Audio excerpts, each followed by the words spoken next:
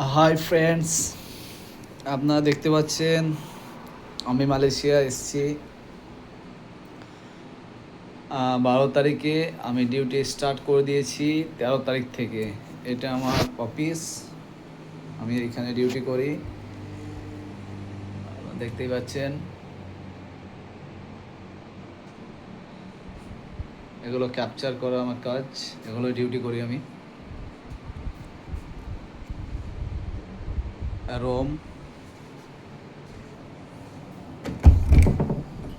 এটা টয়লেট,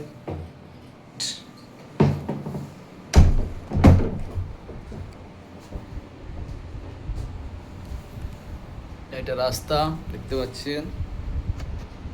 ওকে, এটা আমার রুম।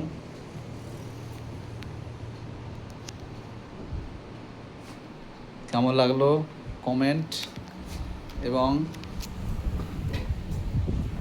কমেন্টে জানাবেন কেমন লাগলো।